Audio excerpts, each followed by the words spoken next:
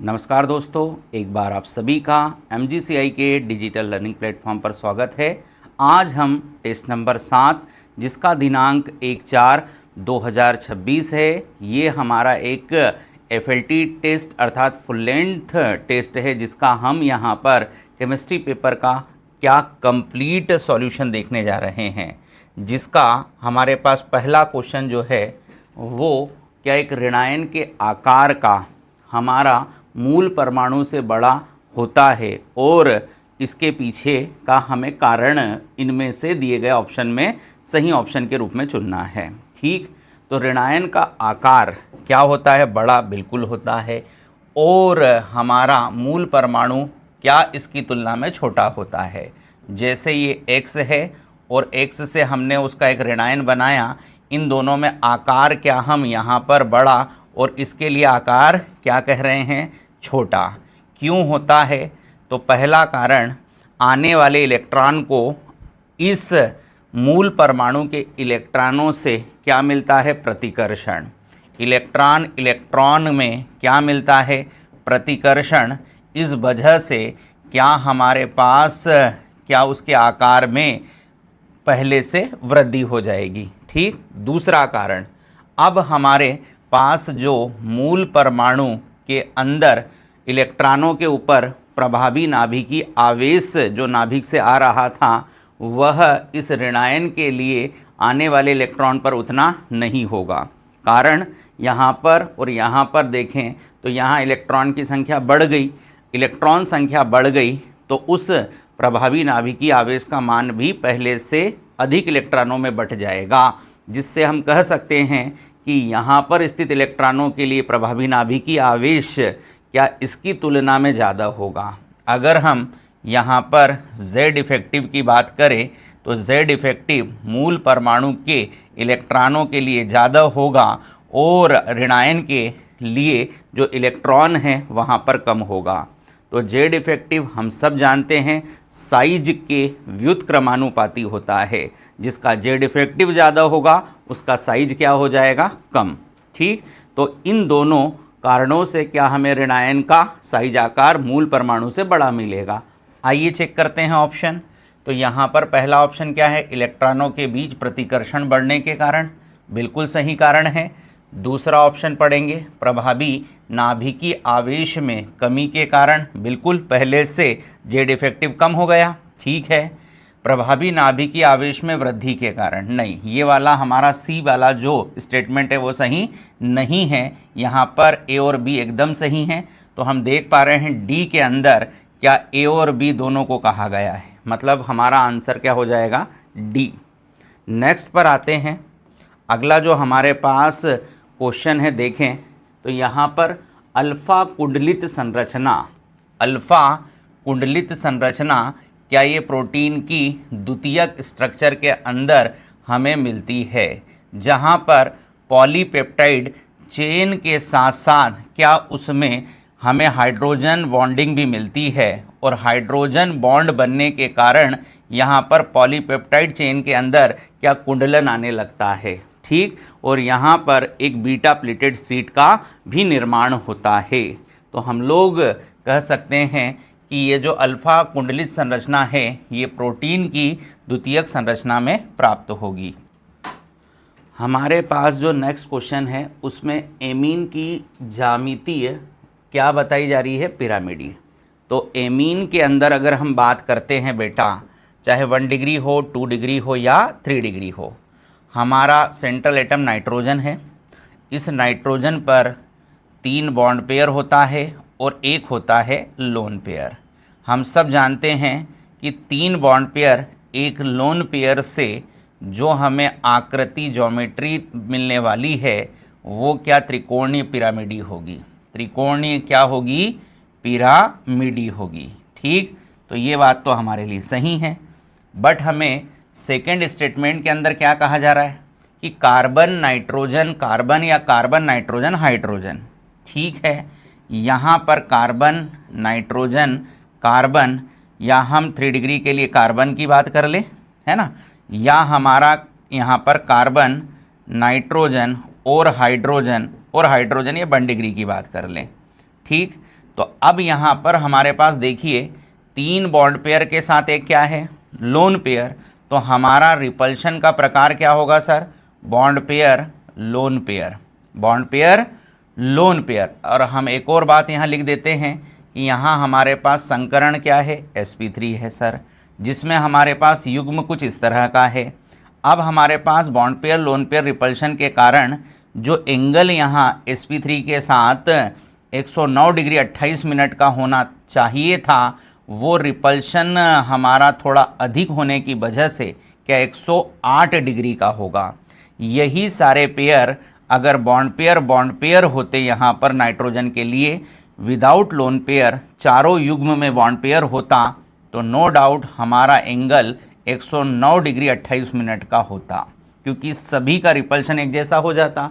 But इस lone pair के कारण कहीं ना कहीं रिपल्शन हमारा पहले से बढ़ गया और हमारे बॉन्ड झुक गए हैं, जिस वजह से हमें एंगल का मान कितना आएगा, 108 डिग्री, जो कि यहाँ कितना लिखा गया है, 109.5 डिग्री। मतलब हम कह सकते हैं कि कथन फर्स्ट तो सही है, लेकिन कथन सेकेंड क्या है, गलत।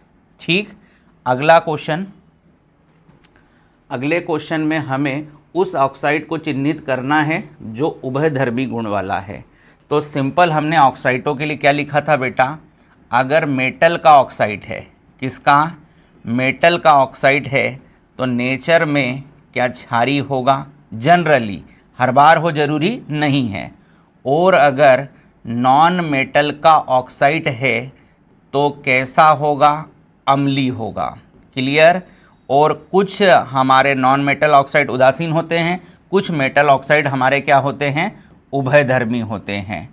तो ये उभयधर्मी ऑक्साइड आपको बहुत अच्छे से यहाँ से क्या एक बार पुनः हम ट्रिक देख लेते हैं, याद रखना है, क्योंकि जनरली उभयधर्मी को ही वो आपसे पूछेगा। तो हमने ट्रिक क्या लिखी थी, सुनो जनावे अली वे सब बेसब पंजाबी, बेसब पंजाबी ऐसा ही करते हैं, ऐसा ही करते हैं। ये हमारे पास क्या बेटा, उभयधर्मी ऑक्साइड की ट्रिक है। तो अब आइए हम इन सारी बातों से अपने आंसर को देखें यहाँ पर। तो हमारे पास यहाँ पर कार्बन डाइऑक्साइड के लिए क्या एक अम्लीय ऑक्साइड देखा जाएगा, ठीक है। सिलिकॉन जो हमारा ऑक्साइड है, क्या ये भी एक अम्लीय है, क्योंकि ये नॉन मेटल का ऑक्साइड है। यहाँ पर SnO2 क्या हमारे उभयधर्मी ऑक्साइड ट्रिक में आ रहा है, बिल्कुल सर यहाँ आ रहा है।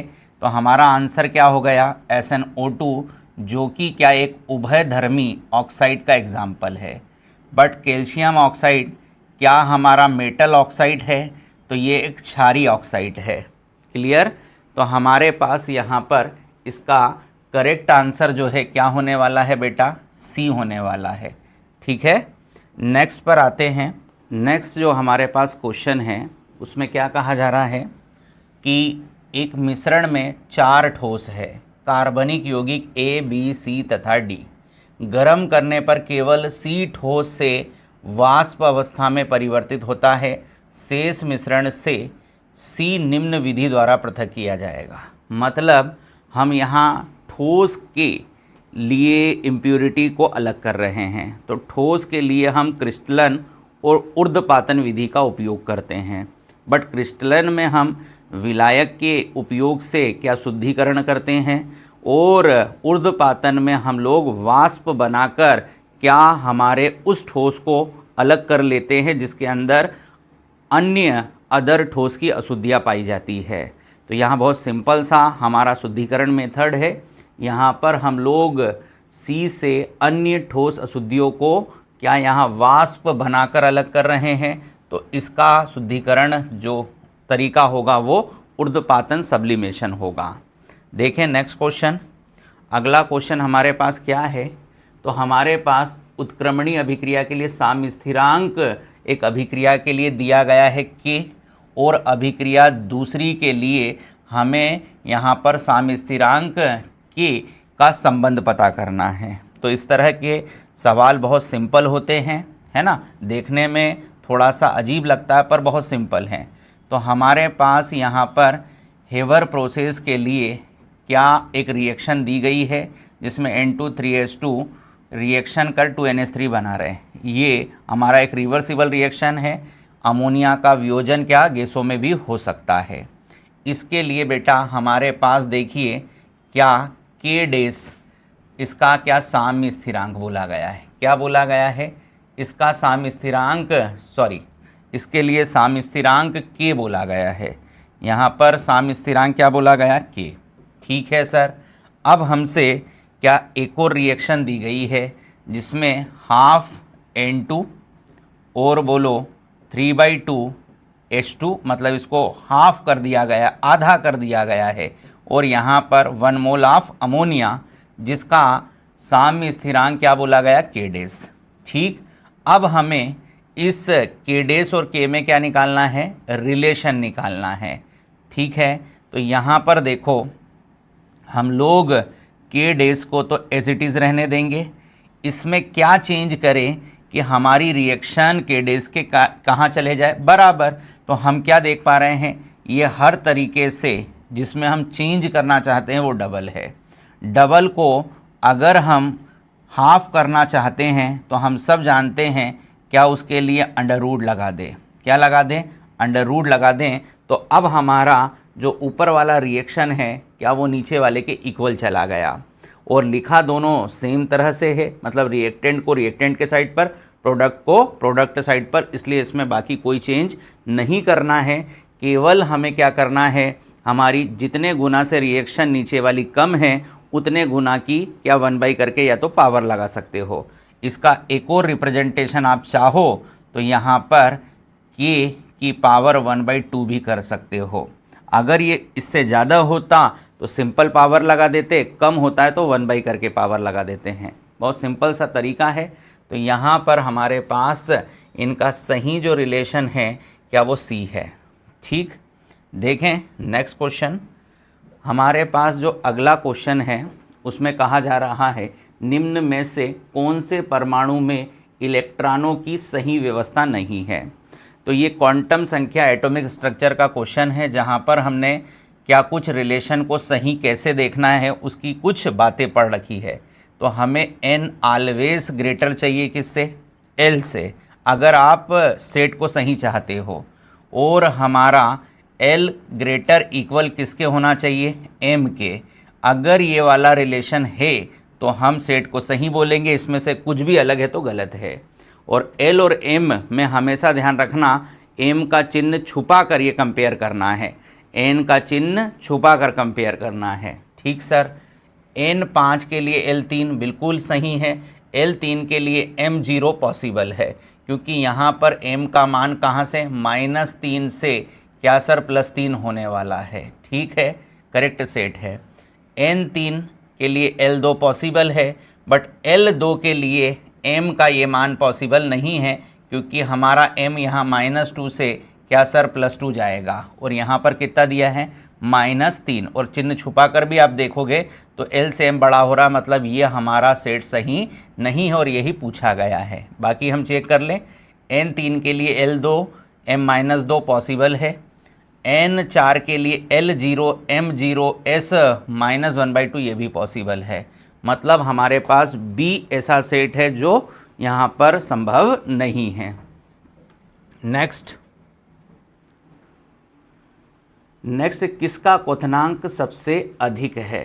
ठीक है, तो यहाँ पर हम लोग क्या देख पा रहे हैं भाई, बॉइलिंग पॉइंट किसका ज़्यादा होगा। तो बॉइलिंग पॉइंट के लिए हमें सिंपल सा क्या काम करना है कि I इंटू इसका एक्टिव कंसंट्रेशन जिसका क्या होगा ज़्यादा, उसके लिए क्या बॉइलिंग पॉइंट ज़्यादा। ठीक, हम यहाँ पर वन टॉप गुणांक का उसके एक्टिव कंसंट्रेशन से गुणा कर जिसका वैल्यू ज़्यादा आएगा क्या उसके लिए बॉइलिंग पॉइंट ज़्यादा देखेंगे। ठीक है सर। और एक्टिव कंसंट्रेशन हम लोग सारे जानते हैं कि क्या हम मोल पर लीटर अर्थात मोलरता के रूप में देखेंगे। तो ए ऑप्शन में बात करते हैं। ए ऑप्शन में हमारे पास ध्यान से देखिएगा, कंसंट्रेशन नॉर्मलिटी में है, इसे हम लोग सबसे पहले सर किस में कन्वर्ट करना चाहेंगे, तो हम लोग इसको कन्वर्ट करना चाहेंगे मोलरता में, और फिर इसका हम वांट ऑफ गुणांक आई लेकर क्या इसमें मल्टीप्लाई करेंगे। ठीक है सर। अब हमारे पास देखो यहाँ पर इस सॉल्ट के लिए हम अगर डिसोसिएशन करते हैं तो Na+, यहाँ 2Na+ और SO4 -2, इसका वैलेंसी फैक्टर बोलूँ, एन फैक्टर बोलूँ, कितना है 2। अब ये सब क्यों बताया जा रहा है, क्योंकि अगर मुझे नॉर्मलता से मोलरता पर जाना है तो मेरे पास एक रिलेशन होता है, नॉर्मलता इक्वल टू मोलरता इनटू वैलेंसी फैक्टर। ठीक है सर। अब क्या करना है, तो हम यहाँ पर नॉर्मलिटी को डिवाइड कराएंगे सर किससे, वैलेंसी फैक्टर से, ताकि हमें मोलरता का मान आ जाए।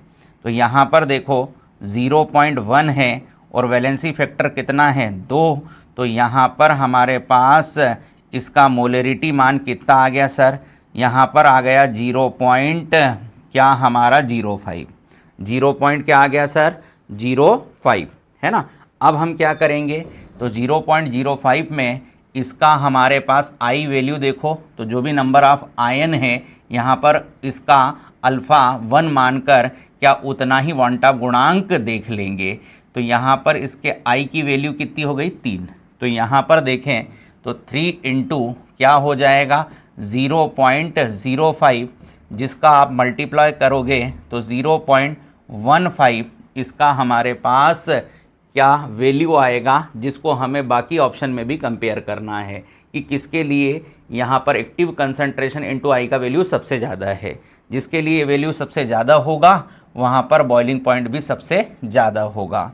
नेक्स्ट देखो बी ऑप्शन देखो, तो बी ऑप्शन में भी क्या कुछ ऐसा ही दिया गया है, 0.1 n हमारा क्या दिया है MgSO4। तो हम लोग इसको सबसे पहले कन्वर्ट करते हैं बेटा किस में, मोलरिटी में। तो ये हमारा डिसोसिएशन होगा Mg+2SO4 -2, यहाँ पर हमारा वैलेंसी फैक्टर हो गया 2। अब मोलरता के लिए हमने करा 0.1, है ना, जो दिया है डिवाइडेड बाई 2, तो ये हो गया 0.05, है ना। अब हमारे पास इसका अगर हम देखें तो आई का वैल्यू कितना हो गया 2, तो यहाँ पर हमारे पास 0.05 इंटू क्या हो जाएगा 2, तो यहाँ पर क्या हो जाएगा 0.10, है ना। सी ऑप्शन देखें, सी ऑप्शन के अंदर हमारे पास सीधा मोलरता दिया गया है, सीधा मोलरता दिया गया है तो हम उसे ले लेते हैं 0. यहाँ पर क्या हो जाएगा 1। अब इसका आई वैल्यू पता कर लो, तो Al2SO4 का होल थ्राइस, आयन बनाएंगे तो 2Al+3 और यहाँ पर बेटा SO4 2-, तो नंबर ऑफ़ आयन कितने हो गए इसमें अगर आप देखें तो यहाँ पर इसमें नंबर ऑफ़ आयन हो गए सर 5। नंबर ऑफ़ आयन कितने हो गए 5, तो यहाँ पर 5 का हम मल्टीप्लाई करेंगे तो यहाँ पर कितना आ जाएगा 0.50। डी ऑप्शन की बात कर लेते हैं, डी ऑप्शन में भी मोलरिटी है, कोई दिक्कत नहीं, सीधा आई का इंटू करो। आई अगर आप निकालोगे तो BaSO4 में 2 आयन है, एक Ba+, Ba2+ और एक SO4 -2, तो आई का मान कितना हो गया 2, तो यहाँ पर 0. क्या हो जाएगा सर 20। अब आप देखो इन चारों ऑप्शन में सबसे ज़्यादा हमारे पास आई इंटू एक्टिव कंसंट्रेशन किसके अंदर है, तो हम कहेंगे सर सी के अंदर है, इसलिए सी का बॉइलिंग पॉइंट सबसे ज़्यादा, सी का बॉइलिंग पॉइंट सबसे ज़्यादा। अगला देखें हम, तो यहाँ पर स्वतः अभिक्रिया के लिए अनुकूल परिस्थिति, बहुत अच्छा क्वेश्चन है, इम्पॉर्टेंट क्वेश्चन है। सबसे पहले हम लिखेंगे गिब्स होल्मोज समीकरण, जो कि ΔG = ΔH - T ΔS होता है। ठीक है सर। अब ΔG के 3 वैल्यू के लिए हमने अलग अलग तरह से अभिक्रिया की पहचान की है। अगर ΔG नेगेटिव आता है तो ये एक स्वतः प्रक्रम अभिक्रिया के लिए देखा जाएगा, अगर ΔG पॉजिटिव आता है तो ये एक अस्वतः अभिक्रिया होगी, और सर ΔG का मान 0 आने पर क्या हम वहाँ पर साम्य देखेंगे। ठीक। अब सर हमारे पास इन चारों ऑप्शन में कौन सा हमें यहाँ पर डेल्टा जी का वैल्यू देखना जिस पर स्वतः हो, तो डेल्टा जी क्या आना चाहिए सर, नेगेटिव, तभी स्वतः होगा।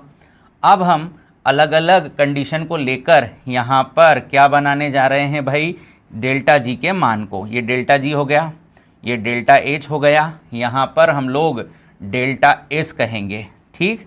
तो यहाँ डेल्टा एच क्या बोला है पहले में, पॉजिटिव, ठीक है सर।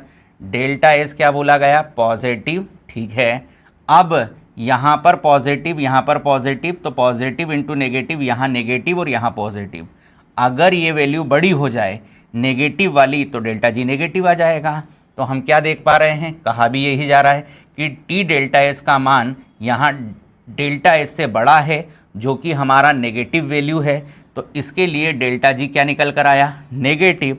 आगे आप समझदार हो कि ये स्वतः प्रक्रम का क्या हमारा कंडीशन है। नेक्स्ट देख लो, नेक्स्ट ऑप्शन में क्या बोला गया है कि हमारा डेल्टा एच कैसा है, डेल्टा एच कैसा है, पॉजिटिव है, ठीक। और डेल्टा एस कैसा है, नेगेटिव है, ठीक है सर। अब नेगेटिव इंटू नेगेटिव पॉजिटिव, ये भी पॉजिटिव, ये भी पॉजिटिव। और क्या कहा जा रहा है, यहाँ पर हमारे पास T delta S greater than delta H, तो यहाँ पर हमारा डेल्टा जी ऑलवेज क्या आएगा, पॉजिटिव आएगा, क्योंकि दोनों ही वैल्यू क्या है, पॉजिटिव, ठीक। नेक्स्ट पर देखो, यहाँ डेल्टा एच को क्या बोला बेटा, नेगेटिव बोला है। यहाँ पर डेल्टा एस को क्या बोला है, नेगेटिव बोला है। नेगेटिव इंटू नेगेटिव पॉजिटिव, यहाँ पर नेगेटिव, एक नेगेटिव एक पॉजिटिव, बट दोनों को क्या बोला है, इक्वल। मतलब डेल्टा जी का वैल्यू क्या आ जाएगा, ज़ीरो।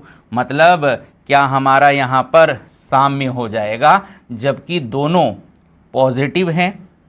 मतलब दोनों यहाँ पर देखें तो एक नेगेटिव और एक क्या हो रहा है, पॉजिटिव, और दोनों के लिए वैल्यू इक्वल है। मतलब नेगेटिव पॉजिटिव इक्वल मतलब ज़ीरो। अगला देखो, यहाँ पर डेल्टा एच जो है क्या है बेटा, पॉजिटिव है। डेल्टा एच देखो क्या है, पॉजिटिव है। अब यहाँ पर हमारे पास कंडीशन देखना है कि ये हमारा पॉजिटिव, ये हमारा पॉजिटिव, तो पॉजिटिव इंटू नेगेटिव क्या आ जाएगा, नेगेटिव। एक नेगेटिव एक पॉजिटिव, बट दोनों इक्वल, दोनों इक्वल, मतलब एक बार फिर से क्या, जीरो आएगा। तो अब आप देखें हमारा सही आंसर किस delta H delta S value के साथ कंडीशन पर होगा, तो वो हो जाएगा हमारा ए के साथ। नेक्स्ट क्वेश्चन, नेक्स्ट क्वेश्चन में हमसे पूछा जा रहा है, निम्न में से कौन सा केवल एक मोनोक्लोरो व्युत्पन्न देता है। मोनोक्लोरो, यहाँ मोनोक्लोरो लिखा है ना, तो देखें एन हेक्सेन। एन हेक्सेन मतलब हमारे पास यहाँ पर इस तरह का क्या एक स्ट्रेट चेन एल्केन है। अब हम इसकी बात करें तो यहाँ पर एक टर्मिनल कार्बन का हमें मोनो हेलो एल्केन मिलेगा, देन एक इन 2 डिग्री कार्बन से मिलेगा। मतलब अगर हम इसका मोनोक्लोरो हेलो एल्केन बनाएं तो क्या यहाँ पर 2 बनेगा। कितना बनेगा सर, 2 बनेगा।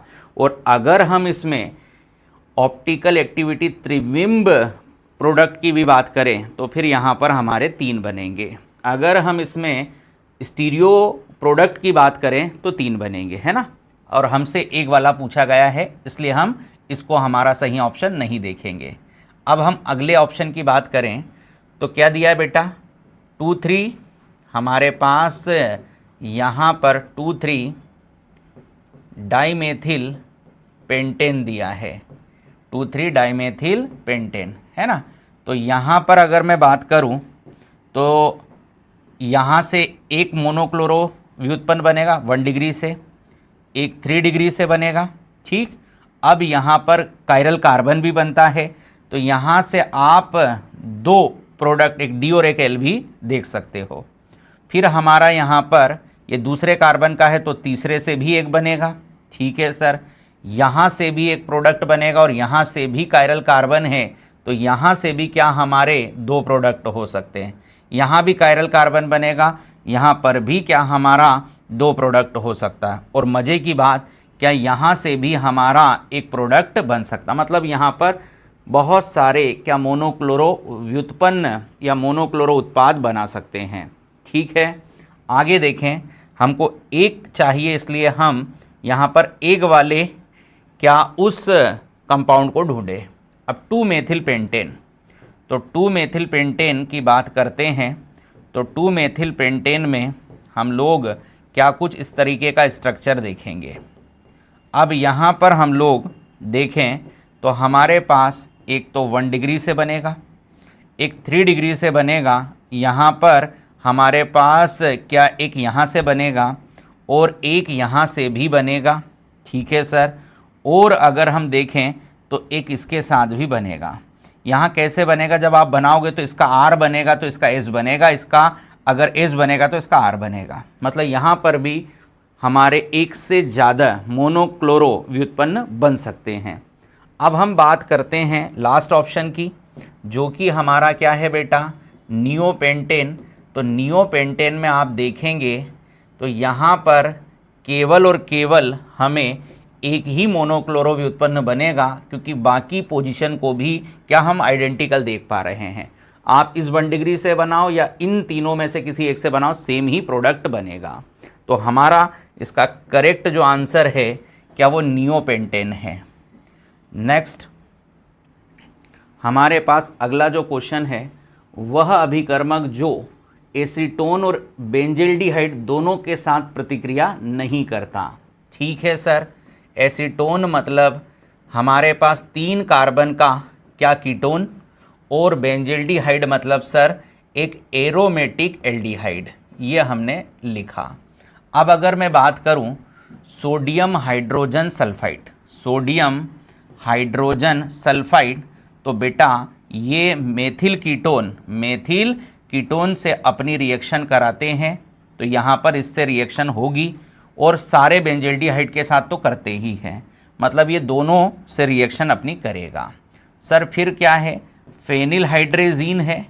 फेनिलहाइड्रेजीन भी क्या हमारा सभी तरह के कार्बोनिल कंपाउंड से रिएक्शन करता है, मतलब दोनों से रिएक्शन होगी।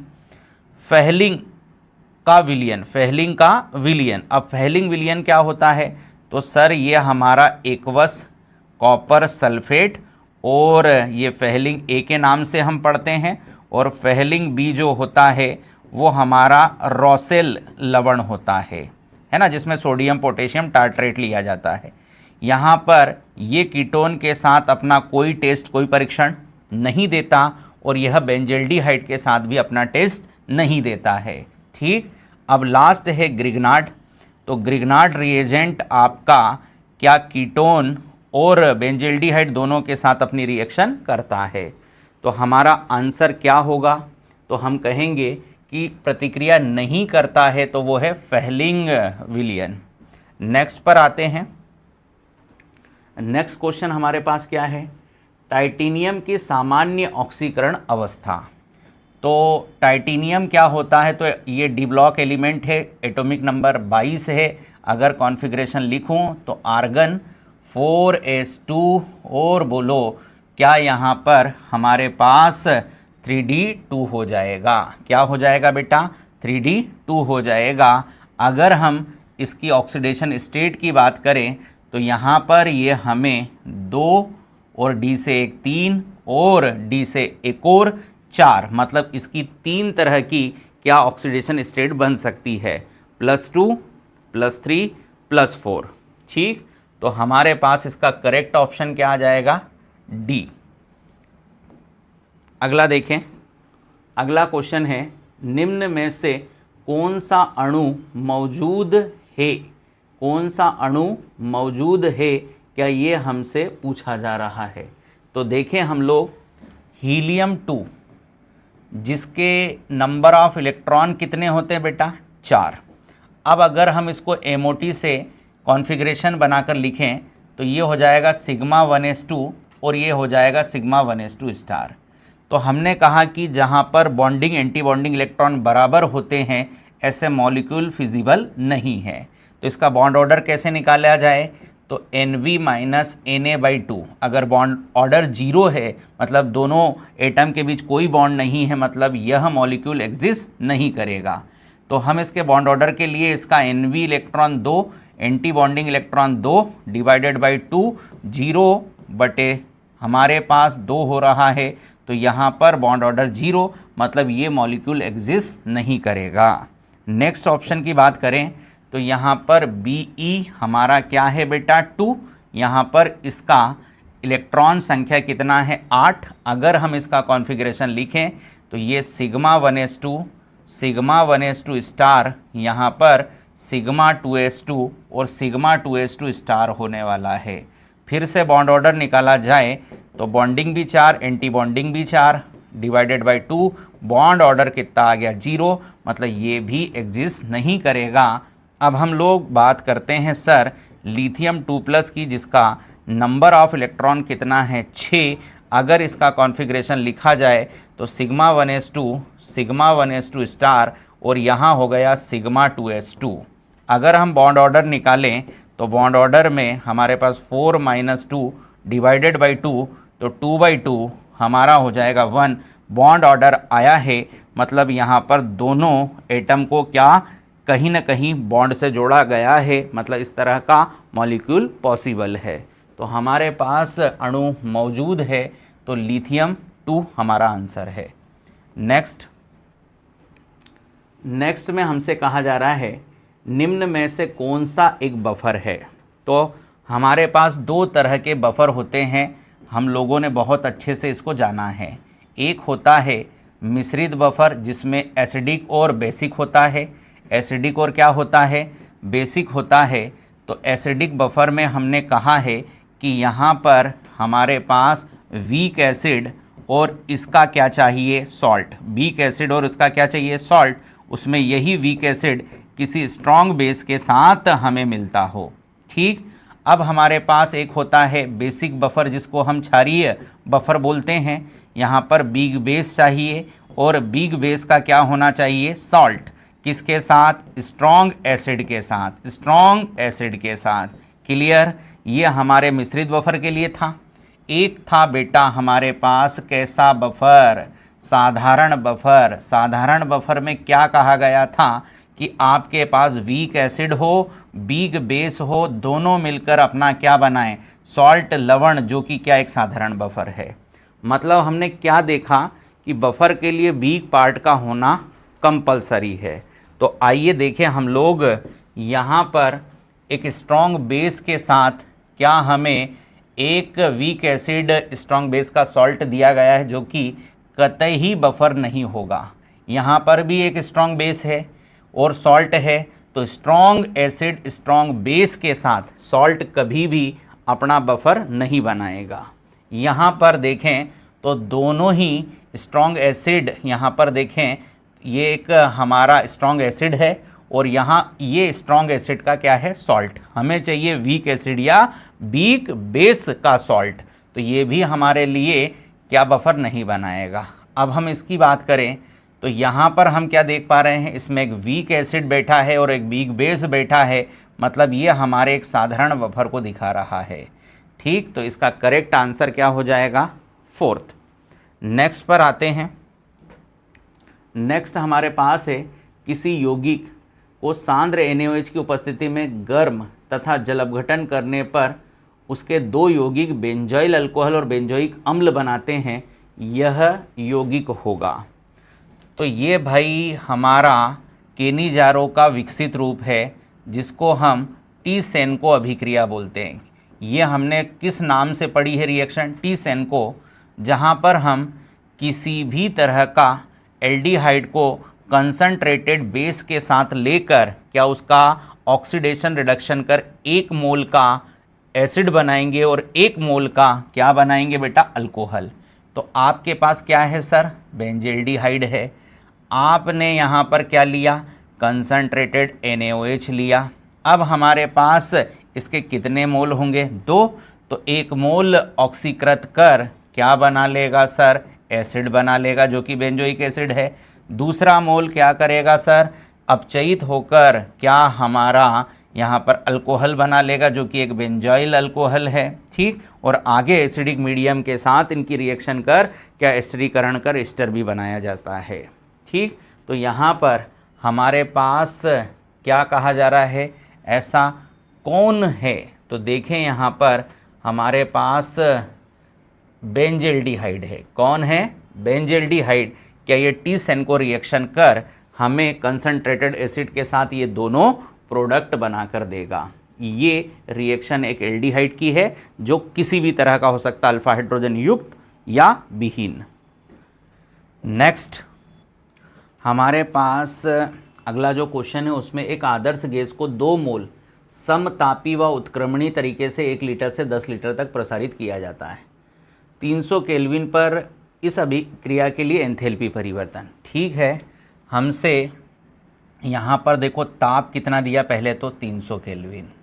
अब ये ताप जो है कांस्टेंट है, मतलब T1 बिंदु से T2 तक क्या यही ताप चलेगा, मतलब डेल्टा T क्या हो गया, 0।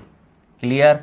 अब यहाँ पर समताप है और समताप पर हमसे क्या यहाँ अभिक्रिया की एंथैल्पी पूछ रहा है, और यहाँ पर हमारे पास जो है डेल्टा H जो है कैसे निकाला जाएगा, तो ये N Cp, ठीक, आयतन का चेंज है, और यहाँ पर हमारा प्रेशर क्या है, कांस्टेंट है। प्रेशर क्या है, कांस्टेंट है, और यहाँ पर डेल्टा T। ठीक, अब यहाँ पर अगर हम बात करें तो ये कांस्टेंट प्रेशर पर मोलर हीट कैपेसिटी, ये अभिक्रिया के मोल है, और डेल्टा T हमारे ताप का क्या है, परिवर्तन। ये हमारे पास क्या अभिक्रिया की एंथैल्पी निकालने का फॉर्मूला है। तो यहाँ पर हम देख रहे हैं कि हमारा डेल्टा T कितना है बेटा, 0। जब 0 का मल्टीप्लाई किसी भी अंक के साथ करेंगे तो कितना आ जाएगा, 0। तो यहाँ पर हमारे पास इस अभिक्रिया के लिए डेल्टा H का मान कितना आएगा, 0। ठीक, नेक्स्ट क्वेश्चन पर आते हैं। नेक्स्ट क्वेश्चन है 50 मिनट तक 3 एम्पियर की क्या हमें धारा प्रवाहित करने पर 1.8 ग्राम कोई मेटल क्या इलेक्ट्रोड पर जमा होती है। हमें उस धातु का क्या चाहिए, तुल्यांकी भार। तो ये हमारे फेराडे लॉ के फर्स्ट नियम से हम इसको सॉल्व करते हैं। फॉर्मूला है W = ZIT।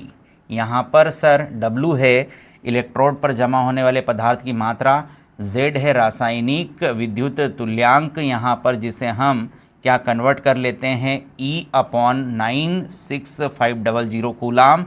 यहाँ पर I है हमारा धारा और T समय सेकंड में। ठीक है सर, W का मान क्वेश्चन में क्या दे रखा है, भार का मान 1.8 दे रखा है। E हमें पता करना है, और यहाँ पर हमारा 96500, और I का मान देखो बेटा कितना है, 3, और यहाँ पर हमारे पास समय को मिनट में दिया है, जिसे हम यहाँ पर सेकंड में कन्वर्ट करने के लिए 60 का क्या करेंगे, मल्टीप्लाई। अब हम लोग यहाँ पर इसका कैलकुलेशन कर लें तो 1.8 मल्टीप्लाई बाय 96500, यहाँ पर हो जाएगा 3, इन दोनों का मल्टीप्लाई करोगे तो ये हो गया 30 के साथ 2 जीरो और ऐड कर दो तो ये हो गया आपका 3000। इसको आगे और कैलकुलेट कर लो, यहाँ से इन दोनों जीरो से जीरो को उड़ा दो। आगे इसको पूरा जब कैलकुलेट करोगे तो हमारा आंसर आएगा 19.3 ग्राम। यहाँ पर हमारा उस पदार्थ के लिए तुल्यांकी भार 19.3 ग्राम होगा। ठीक, तो इसका करेक्ट आंसर क्या हो जाएगा बेटा हमारे पास, सी। ठीक, नेक्स्ट की बात करते हैं। नेक्स्ट हमारे पास क्या दिया है, एक दुर्बल अम्ल दिया है। ठीक है सर, दुर्बल अम्ल HA दिया है जिसका हमारे पास pKa वैल्यू दे रखा है। कितना सर, 4.80 दिया है। हमारे पास सर एक बेस दिया गया है BOH जिसका pKb वैल्यू दिया गया है। कितना सर, 4.78। और हमें इनसे संबंधित एक लवण बनाया गया है, एक लवण बनाया गया है BA जिसका हमें क्या पूछा जा रहा है सर, pH मान। तो वीक एसिड बीक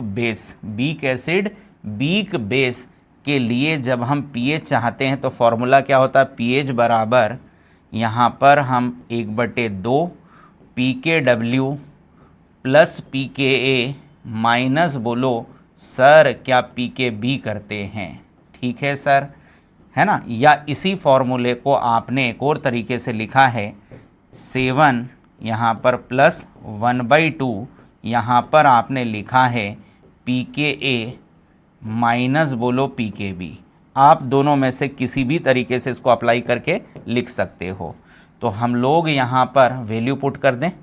pH यहाँ हो गया 7 प्लस 1/2, यहाँ पर देखो 4.80 माइनस 4.78, तो हमारे पास यहाँ कितना बच जाएगा 0. यहाँ पर क्या बच जाएगा 0.02 है ना, जिसको आप हाफ करोगे तो 0.01 हो जाएगा 0.01।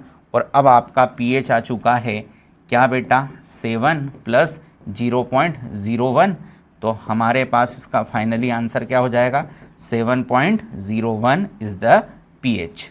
तो इसका करेक्ट आंसर क्या है सी।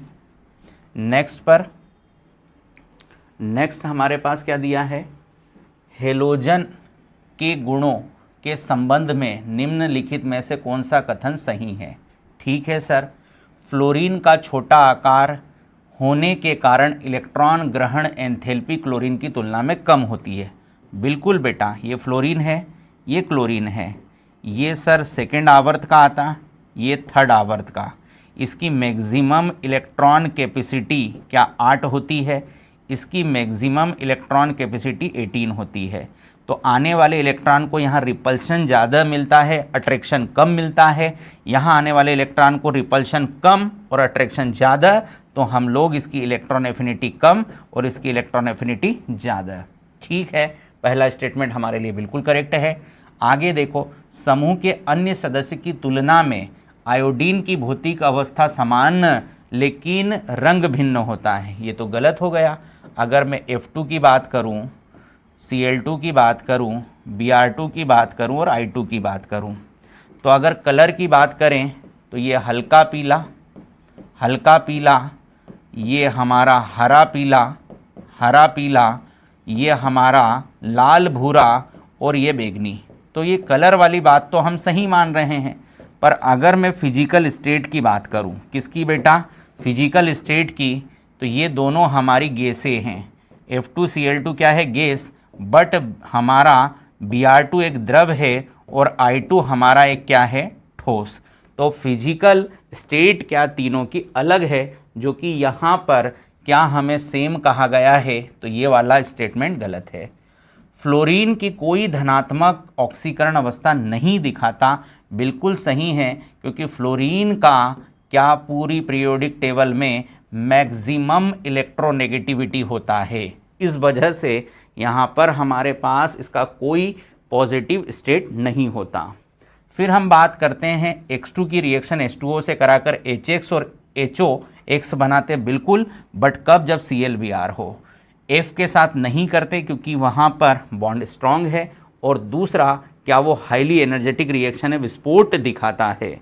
और I के साथ जो HX बनता है, क्या वो स्ट्रॉन्ग रिड्यूसिंग एजेंट है जो रिएक्शन को रिवर्सिबल कर देता है। तो हमारे पास ये रिएक्शन किसके लिए फिजिबल है, Cl और Br के लिए। क्या ये भी एकदम करेक्ट स्टेटमेंट है, यहाँ पर ये भी करेक्ट है। और देखो, F2 सबसे प्रबल ऑक्सीकारक होता है, बिल्कुल, F2 का हमारे पास जो SRP वैल्यू है वो मैक्सिमम होता है, और SRP मैक्सिमम के लिए ऑक्सीकारक क्षमता भी मैक्सिमम होती है। तो ये भी करेक्ट है, मतलब केवल सेकंड स्टेटमेंट को छोड़कर बाकी सभी स्टेटमेंट हमारा सही है।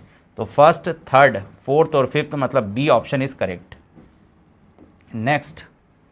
नेक्स्ट की बात करता हूँ, यदि किसी अभिक्रिया का अर्धायुकाल प्रारंभिक सांद्रता के व्युत्क्रमानुपाती होती है तो अभिक्रिया की कोटि। तो बेटा इसका सबसे सिंपल तरीका क्या हमने सीखा था, टीहाफ। यहाँ पर हमने समानुपाती 1/, हमारा इनिशियल कंसंट्रेशन की पावर n-1, ठीक। अब n क्या है, यहाँ पर अलग अलग अभिक्रिया की कोटि के लिए मान होता है, तो n हो गया अभिक्रिया की कोटि। अब आपका अगर शून्य कोटि अभिक्रिया है, तो यहाँ पर 0-1, आप -1 का वैल्यू रखकर ऊपर सॉल्व करोगे तो समानुपाती होगा प्रारंभिक सांद्रता के। तो टीहाफ समानुपाती कब होगा सांद्रता के, जब वो जीरो ऑर्डर होगा। अगर हम यहाँ पर किसकी बात करते हैं सर, फर्स्ट ऑर्डर की, तो ए नॉट का पावर 0 मतलब 1, यहाँ पर क्या सांद्रता टी हाफ को अफेक्ट नहीं करेगी। बट हमारा क्वेश्चन क्या है कि क्या होगा, व्युत्क्रमानुपाती। तो व्युत्क्रमानुपाती के लिए अगर n का मान मैं क्या ले लूँ 2, तो n का मान जब आप 2 लोगे तो यहाँ पर ए नॉट की पावर कितना हो जाएगा 2 - 1। तो यहाँ पर आप इसको सॉल्व करोगे तो यहाँ ए नॉट का पावर कितना आ गया 1। ठीक, मतलब अब ये रिलेशन आपको क्या व्युत्क्रमानुपाती दिख रहा है। ठीक, तो व्युत्क्रमानुपाती कब होगा, जब हमारे पास अभिक्रिया की कोटि का मान क्या बेटा जी 2 होगा, है ना। अगर 0 ऑर्डर होता तो समानुपाती, फर्स्ट ऑर्डर होता तो उस पर डिपेंड नहीं करता है, और सेकेंड ऑर्डर के लिए क्या व्युत्क्रमानुपाती है। नेक्स्ट एक सिंपल सा स्ट्रक्चर है जिसका हमें IUPAC नेमिंग करना है। तो सबसे पहले देखें यहाँ पर हमारा प्रिंसिपल फंक्शनल ग्रुप मुख्य क्रियात्मक समूह कौन है। तो यहाँ पर एक क्रियात्मक समूह दिख रहा है एसिड, एक दिख रहा है एमीन, और एक दिख रहा है हमारा अल्कोहल। तो तीनों में किसकी प्रायोरिटी ज़्यादा है, तो नो डाउट कार्बोक्सिलिक एसिड की, मतलब ये बनेगा मुख्य क्रियात्मक समूह, और इसकी तुलना में बचे क्रियात्मक समूह को क्या प्रतिस्थापी बनाया जाएगा। तो ये दोनों क्या हमारे लिए प्रतिस्थापी हो जाएंगे, और ये हमारा मुख्य क्रियात्मक समूह हो जाएगा, PFG हो जाएगा। अब हम इस चेन का सिलेक्शन क्या इसके कार्बन से क्या लॉन्गेस्ट चेन के रूप में एक सिलेक्शन करते हैं, जो कि 3 कार्बन का हमारा PCC बनेगा। ठीक है सर, अब हम नेमिंग के लिए अंकन किस ओर से करते हैं, तो जिधर हमारे फंक्शनल जो मेजर है उसको न्यूनतम नंबर जाए, क्या उस एंड से क्या इसकी नंबरिंग कराएंगे। हम चयनित श्रृंखला का अंकन हमेशा उस कार्बन से कराते हैं जहां से हमारे मुख्य क्रियात्मक समूह को कम अंक मिले।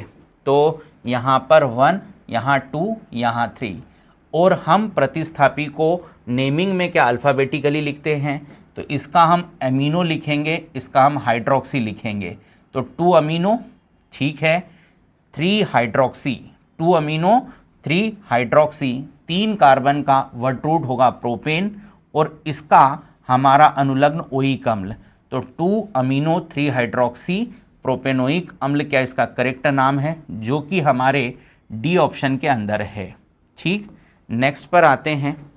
नेक्स्ट क्वेश्चन हमारे पास क्या है, दिए गए आयन में से कौन सा H2S तथा HCl अवक्षेपित नहीं करेगा या अवक्षेपित नहीं होगा। तो बेटा जी ये कॉपर +2, ये हमारा Pb+2, ये दोनों ही क्या ग्रुप सेकेंड के हैं, और ग्रुप सेकेंड का जो है क्या वो हमारे पास H2S HCl से अवक्षेपित होकर क्या सल्फाइड PPT बनाता है, क्योंकि यहाँ पर हमारे पास क्या सल्फाइड का कम कंसंट्रेशन इसको PPT फॉर्म करने में हेल्प करेगा। और हमारा Ag+ जो है, Ag+ तो क्या हमारा डाइल्यूटेड HCl के साथ ही क्या अपना PPT फॉर्म करता है। तो यहाँ पर हमारे पास क्या क्लोराइड PPT बन जाएगा। अब हमारे पास क्या लिखा है, H2S HCl से क्या नहीं बनाएगा, अवक्षेपित नहीं होगा। तो ये जो हमारा ग्रुप फर्स्ट क्या आयन है। अब हम बात करते हैं किसकी बेटा, एल्यूमिनियम +3 की। तो ये जो एल्यूमिनियम +3 है ये हमारे क्या ग्रुप थर्ड आयन होते हैं, और ग्रुप थर्ड आयन के लिए हम लोग क्या करते हैं, यहाँ HCl के साथ क्या NH4OH और बोलो NH4Cl को अप्लाई कर यहाँ पर हमें हाइड्रोक्साइड PPT मिलता है। किसका PPT मिलता है, हाइड्रोक्साइड PPT।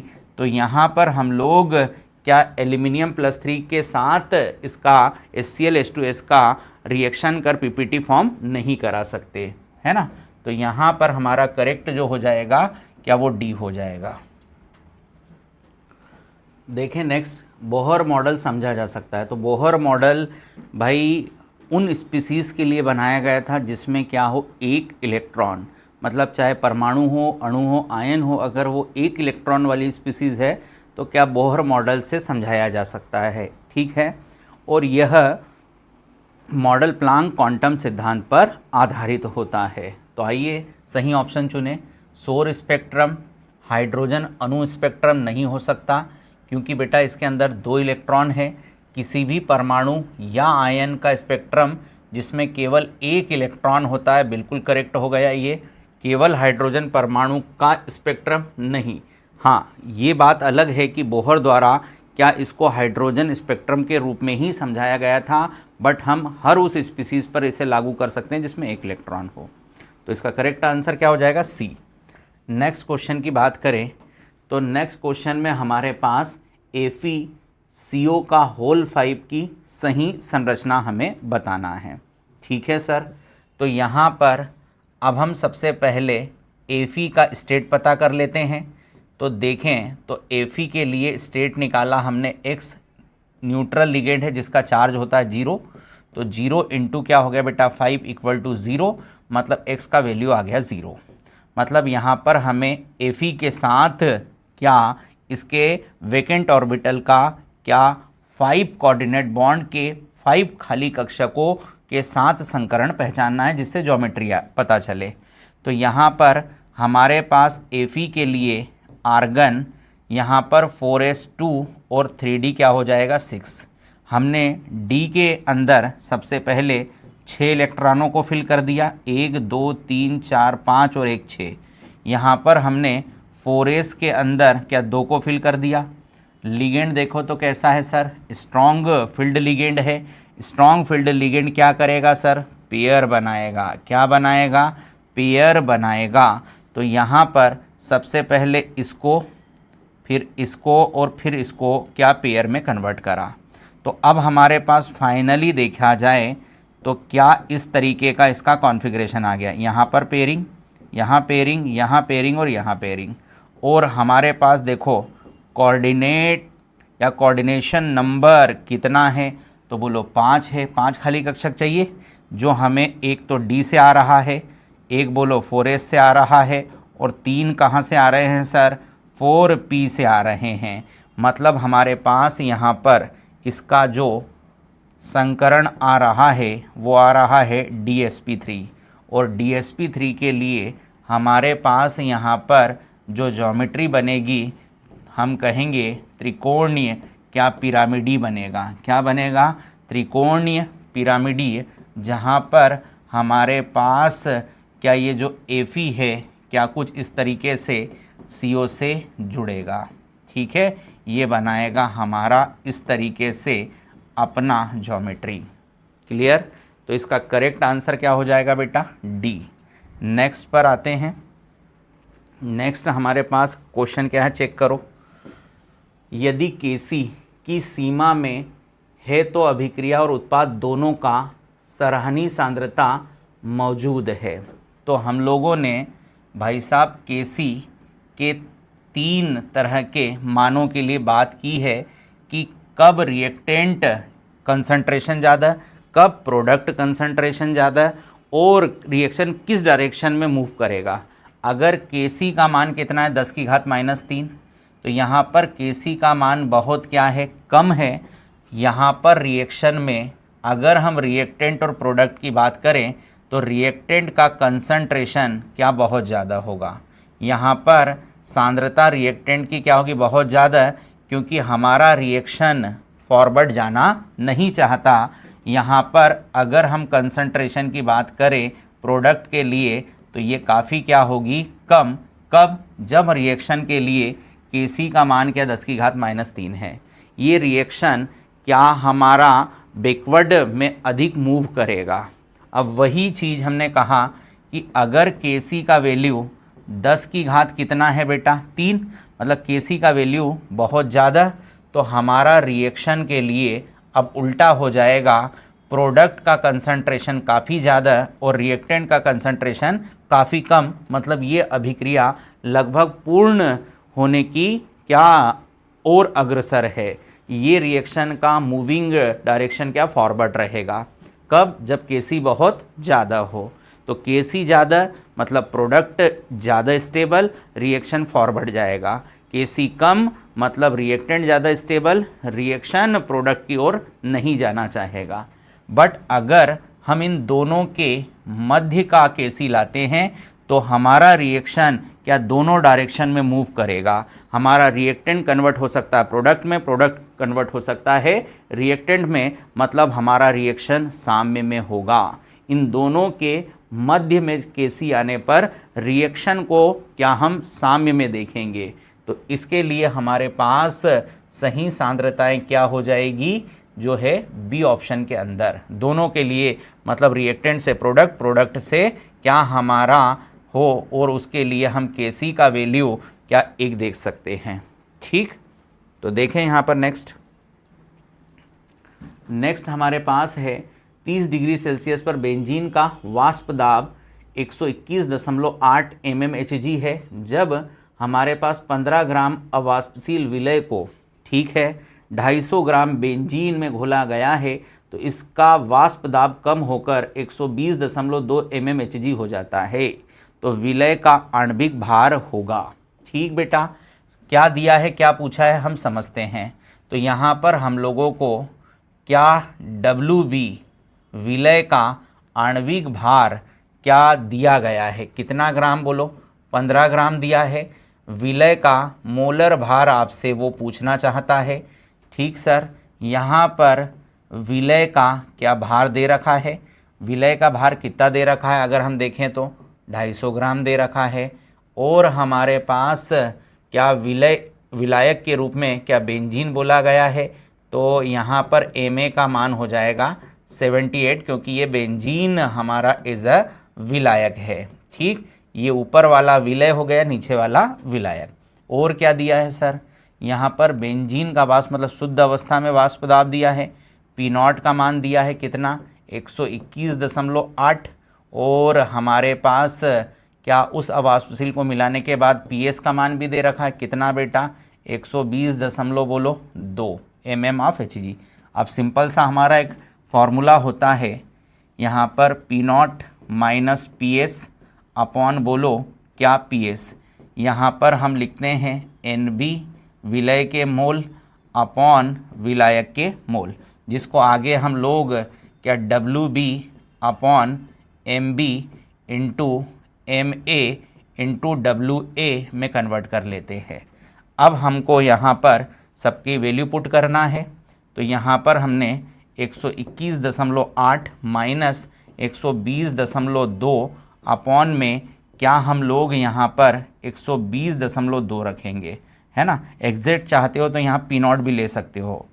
ये दो फॉर्मूले से सॉल्व होगा। यहाँ चाहो तो P0 का भी इस्तेमाल किया जा सकता है।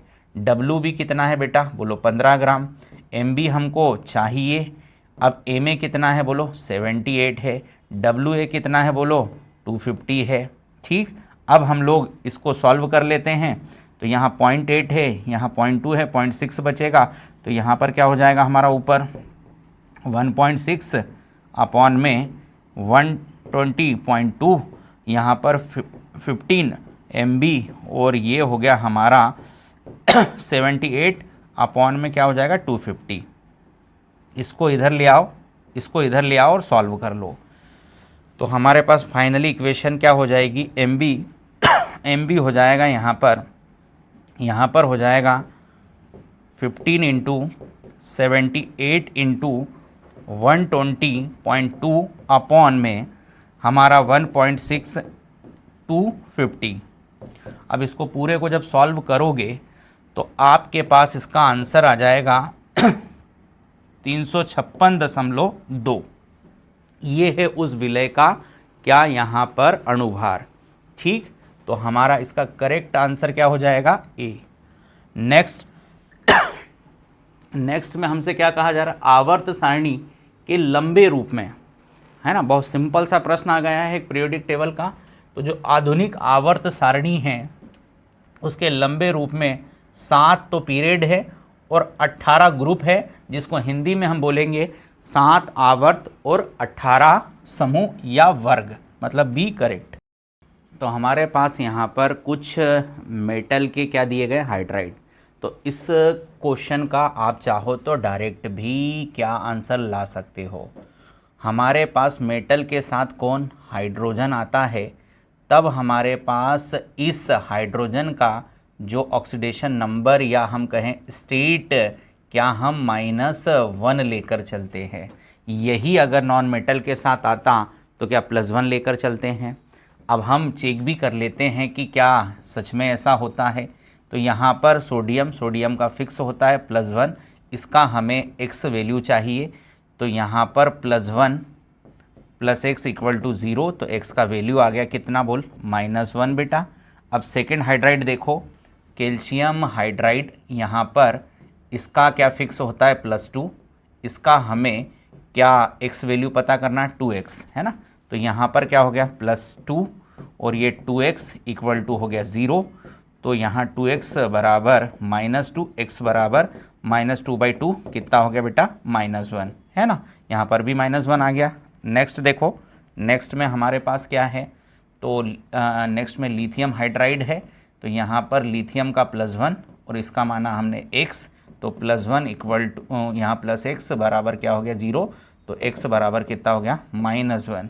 तो हमारे पास तीनों मेटल हाइड्राइड के अंदर क्या हाइड्रोजन का जो स्टेट हमने पता करा है, संख्या जो पता करी है वो -1 और -1। नेक्स्ट हमारे पास है, किसी जटिल यौगिक में केंद्रीय धातु परमाणु की समन्वय संख्या किसके द्वारा निर्धारित की जाती है। तो ये जो मेटल है, मेटल के साथ हमारे क्या लगे होते हैं, लिगेंड, और लिगेंड के पेयर में लिखी होती कोऑर्डिनेशन नंबर। तो ये हमें किसके द्वारा निर्धारित की जाती है, तो यहाँ पर जो भी लिगेंड है उसका मेटल के साथ कितना हमारा सिग्मा कोऑर्डिनेट बॉन्ड बन रहा है, वही क्या उसका समन्वय संख्या के अंदर हम काउंट करेंगे। क्या कहा, समझ में आया। हमारे लिगेंड से मेटल पर बनने वाले सिग्मा कोऑर्डिनेट बॉन्ड की संख्या ही उसकी क्या होती है, समन्वय संख्या। आइए देखें, सिग्मा और पाई दोनों द्वारा बंधे धातु आयन के चारों ओर लिगेंड की संख्या नहीं, पाई बंध द्वारा बंधे धातु आयन की चारों ओर लिगेंड की संख्या नहीं, सिग्मा बंध द्वारा बंधे धातु आयन के चारों ओर लिगेंड की संख्या। बिल्कुल, क्या करेक्ट हो गया सी, धातु आयन से बंधे हुए केवल आयनिक लिगेंड संख्या नहीं। मतलब हमने क्या बोला कि ये जो भी लिगेंड है जो सिग्मा बॉन्ड से उससे जुड़ेंगे, क्या वही उसके कोऑर्डिनेट बॉन्ड को दर्शाएंगे। ठीक, नेक्स्ट क्वेश्चन में हमसे एक मेज द कॉलम के अंदर क्या पूछा जा रहा है, सही गुण प्रदर्शित नहीं करता। ठीक बेटा, अब देखें यहाँ पर टाइटेनियम, वेनेडियम, क्रोमियम और मैग्नीज। ठीक है, तो टाइटेनियम हमारा 4th वर्ग का है और किसी भी तत्व की अपने वर्ग संख्या के बराबर मैक्सिमम स्टेट हमें मिल सकती है। तो टाइटेनियम मैक्सिमम +4 स्टेट में जा सकता है, वेनेडियम का +5 और क्रोमियम +6 और Mn का मैक्सिमम +7, जो कि उसके वर्ग संख्या के मान के बराबर अधिकतम दिखा सकता है।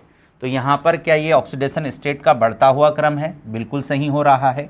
नेक्स्ट की बात करें, बढ़ता हुआ चुंबकीय आघूर्ण। ठीक, तो टाइटेनियम जो कि हमारा कितना होता है, 22 होता है। अगर 22 से हमें 3 इलेक्ट्रॉन हटाते हैं तो अनपेयर्ड इलेक्ट्रॉन कितना आ जाएगा, 1। दिखा भी देते हैं, टाइटेनियम हो गया कितना बेटा हमारा 22।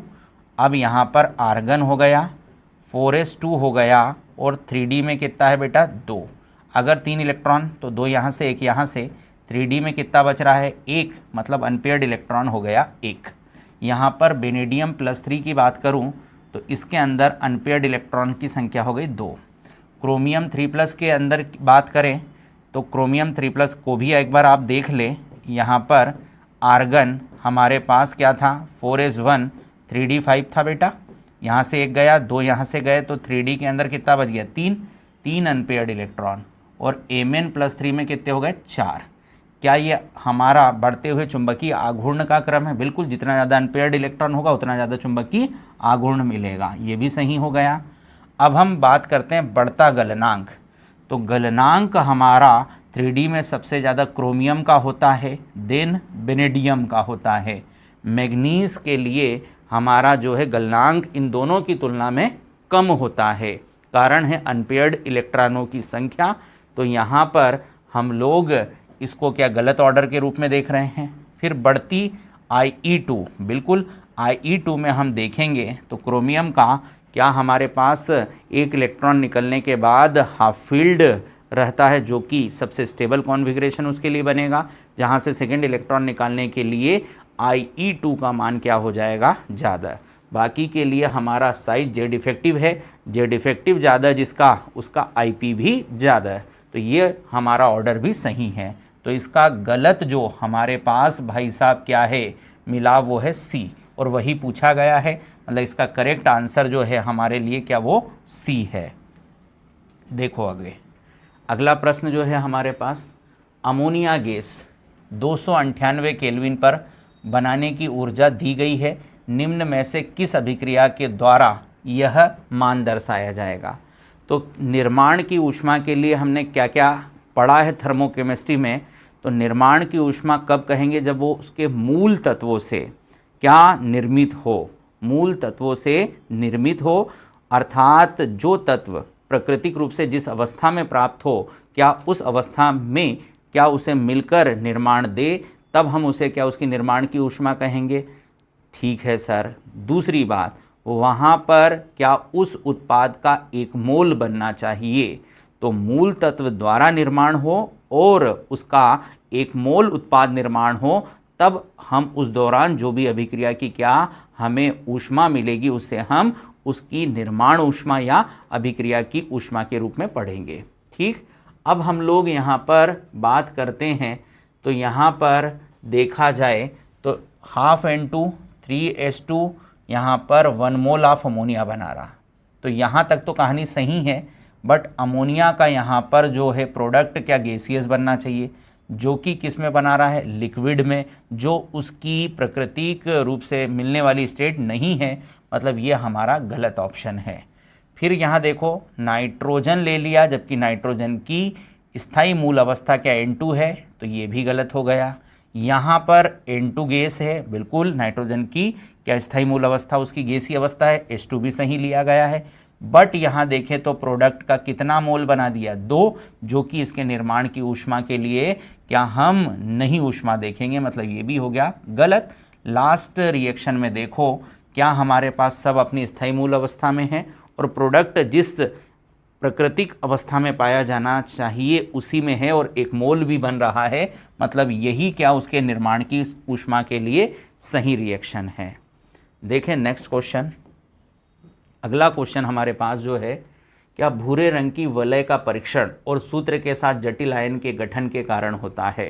तो ये बहुत एक इम्पॉर्टेंट टेस्ट होता है। इस टेस्ट को हम यहाँ पर किसके लिए लगाते हैं, तो नाइट्राइट आयन और नाइट्रेट आयन, है ना। तो यहाँ पर हम अंग्रेजी में देखेंगे, कंप्लीट क्वेश्चन नज़र आ रहा है, हिंदी में ये थोड़ा सा इनकम्प्लीट है, इसको आप चेक कर लीजिएगा। यहाँ NO2 माइनस और NO3 माइनस के लिए क्या हमें ये टेस्ट जो भूरा रंग का वलय बनाता है वो पूछा जा रहा है। अब इस टेस्ट में क्या होता है सर, समझने वाली बात ये है कि यहाँ हमारा NO2 माइनस की रिएक्शन हम क्या फेरस आयन से करते हैं, तो ये कन्वर्ट करता है इसको किस में बेटा, यहाँ पर फेरिक में, और खुद NO में कन्वर्ट होता है। ठीक है सर। तो यहाँ पर इसका तो क्या ऑक्सीडेशन और खुद का रिडक्शन। अब यहाँ पर नेक्स्ट रिएक्शन में हमारा फेरस सल्फेट की रिएक्शन क्या हम इस नाइट्रोसो से करके यहाँ पर एक कंपाउंड फॉर्म करते हैं जिसे हम भूरा रिंग वलय के नाम से जानते हैं। Fe यहाँ पर हमारा H2O का होल 5 और यहाँ पर हमारा NO यहाँ पर +2 भी लिख सकते हैं, या इसी को हम Fe H2O का होल 5 NO SO4 लिख सकते हैं। इसे हम लोग बोलते हैं, यहाँ पर ये हमारा होता है क्या बेटा, नाइट्रोफेरस सल्फेट, नाइट्रोसो फेरस सल्फेट, जो कि क्या भूरे रिंग वलय के रूप में जाना जाता है। अब ये कैसे? तो यहाँ पर हमारे पास टेस्ट ट्यूब में यहाँ पर एक रिंग फॉर्म होती है जिसमें नीचे की तरफ हमारा H2SO4 रहता है, ऊपर हमारा एक्वस सॉल्यूशन होता है, और इन दोनों को ये जो हमारा जंक्शन है क्या ये सेपरेट करता है, और ये जो जंक्शन बनता है क्या यही भूरे रंग की वलय के रूप में बनता है, जिससे हम यहाँ पर इन आयनों का कन्फर्मेटरी टेस्ट लगाते हैं। ठीक, अब यहाँ पर कुछ इंपॉर्टेंट चीज़ें भी डिस्कस की गई है कि यहाँ Fe और NO दोनों का स्टेट क्या +1 है ना, ये बहुत काम की चीज़ है। ठीक, तो हमारे पास इसका सही आंसर क्या हो जाएगा? सी हो जाएगा। नेक्स्ट हमारे पास नेक्स्ट जो क्वेश्चन है, हमें क्या एक एरोमेटिक साइनाइड नाइट्राइल कंपाउंड दिया है। तो यहाँ पर हमारे पास देखें तो बेंजीन नाइट्राइल है, और इस बेंजीन नाइट्राइल को किस में कन्वर्ट करना है बेटा? तो वो कह रहा है इसको आप कन्वर्ट करो एसीटोफिनोन में। किस में कन्वर्ट करो इसको? एसीटोफिनोन में। और वो कौन सा रिएजेंट काम करेगा? तो ये बहुत सिंपल सी रिएक्शन है। यहाँ पर हम इसकी रिएक्शन क्या ग्रिग्नार्ड से कराते हैं। किससे? ग्रिग्नार्ड से। कैसे होगी रिएक्शन, आइए समझते हैं। तो सबसे पहले हमारा जो रिएक्शन में क्या जो बेंजीन नाइट्राइल है क्या अपने पाई बॉन्ड की शिफ्टिंग कुछ इस तरीके से कराएगा। यहाँ पर पाई बॉन्ड की शिफ्टिंग क्या मोर इलेक्ट्रोनेगेटिव एटम की तरफ होगी, और वहीं पर हमारा CH3MgBr में ये पॉजिटिव और ये क्या हो गया नेगेटिव, ये अपना अटैक क्या इस पे करेगा, तब ये पाई बॉन्ड इधर शिफ्ट हो जाएगा। तो हमारा यहाँ पर इसका नेक्स्ट स्टेप क्या होगा, यहाँ पर हो जाएगा हमारा CH3, यहाँ पर डबल बॉन्ड, यहाँ पर N के साथ क्या आ जाएगा MgBr। ठीक बेटा, अब हम इसका हाइड्रोलिसिस कराएंगे। क्या कराएंगे? हाइड्रोलिसिस। तो यहाँ पर हमारा एक वाटर मॉलिक्यूल इस तरीके से और एक वाटर मॉलिक्यूल इस तरीके से, तो यहाँ से ये ब्रेक हो गया, यहाँ से ये ब्रेक हो गया। अब हमारा फाइनली क्या कुछ इस तरीके का प्रोडक्ट आ जाएगा। तो यहाँ पर आप देखोगे तो ये तो आपका क्या फॉर्म हो गया, बोलो कि ये एसीटोफिनोन फॉर्म हो गया। अब एसीटोफिनोन के साथ या देखो अगला हमारा एक प्रोडक्ट क्या अमोनिया बन गया, और एक क्या बन जाएगा बेटा MgBrOH बनेगा। तो हमसे क्या बोला गया था कि हमें इस फेनिल साइनाइड से क्या एसीटोफिनोन बनाना है, जो कि हम बना चुके हैं। किस रिएजेंट की मदद से? तो बोलो ग्रिग्नार्ड की मदद से। ये बाकी जो हमारे अभिकर्मक है ये कोई और प्रोडक्ट देंगे, बट यहाँ से हम इनकी मदद से एसीटोफिनोन फॉर्म नहीं कर सकते। तो इसका करेक्ट आंसर क्या हो जाएगा? ए। नेक्स्ट पर आते हैं। नेक्स्ट क्वेश्चन हमारे पास एक असम्मित एल्कीन है। ठीक है सर, एक असम्मित एल्कीन है, और इस असम्मित एल्कीन पर दो तरह के रिएजेंट को रिएक्शन के लिए दिया गया है। ठीक है सर, यहाँ पर हमारा मरकरी एसीटेट, वाटर और सोडियम बोरोहाइड्राइड, ये हमारा OMDM है। OMDM रिएक्शन है, ऑक्सी मर्क्यूरेशन डीमर्क्यूरेशन, और ऑक्सी मर्क्यूरेशन डीमर्क्यूरेशन में हम लोग सर जल का योग करते हैं। सर किसका योग? जल का योग करते हैं, और वो भी किस नियम से बेटा? तो यहाँ पर हम इस काम को मार्कोनिकॉफ नियम से करते हैं। मतलब जल को जोड़ा जाएगा मार्कोनिकॉफ से, मतलब उस असंतृप्त कार्बन पर जल का ऋणात्मक भाग जुड़ेगा जिस पर हाइड्रोजन कम हो, मतलब इस वाले कार्बन पर।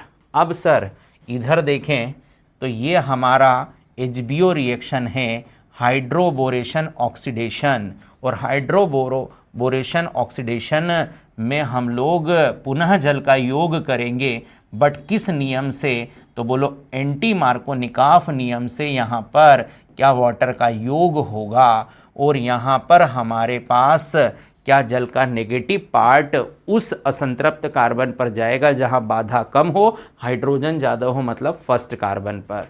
दोनों ही अल्कोहल फॉर्म करेंगे जो कि एक दूसरे के क्या पोजिशनल आइसोमर बनेंगे। तो हमें ए के अंदर क्या देखा? ए के अंदर मार्कोनिकॉफ देखा, बी के अंदर क्या देखा? एंटी मार्कोनिकॉफ उत्पाद देखा, मतलब बी इज करेक्ट आंसर।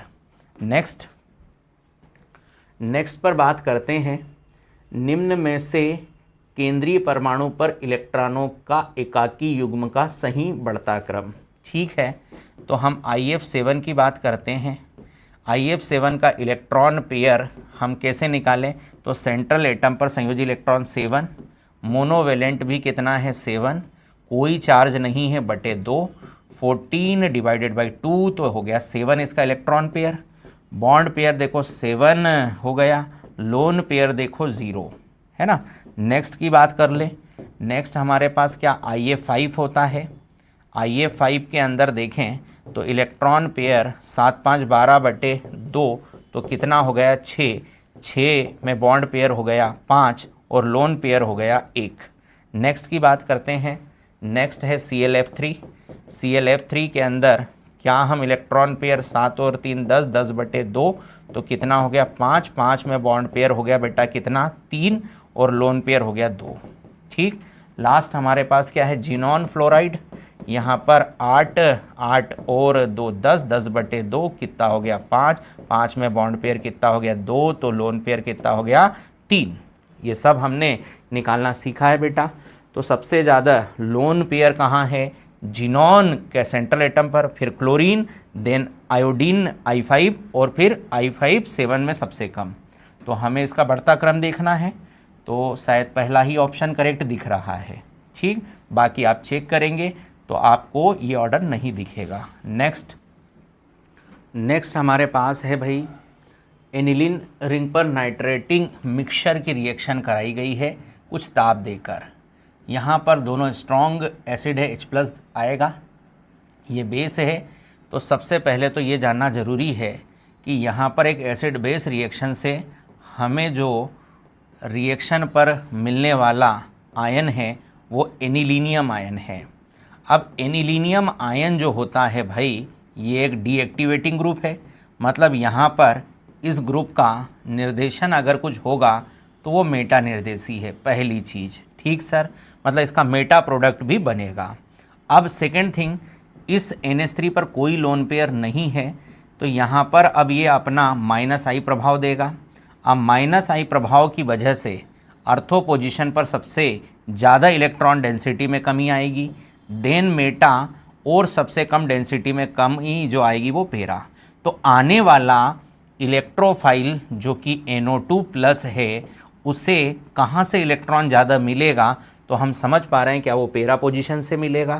तो यहाँ पर क्या उसको जुड़ना सबसे आसान और यहाँ सबसे अधिक मात्रा वाला परसेंट प्रोडक्ट बनेगा, देन मेटा और सबसे कम अर्थो, क्योंकि अर्थो पोजीशन पर इस समूह के कारण -I प्रभाव की वजह से डेंसिटी का मान इलेक्ट्रॉन सबसे कम हो गया। इस वजह से क्या हमारा यहाँ पर जो अर्थो पोजीशन पर प्रोडक्ट का परसेंट बनता है वो 2, मेटा पर बनता है 47% और पेरा पर सबसे ज़्यादा 51%।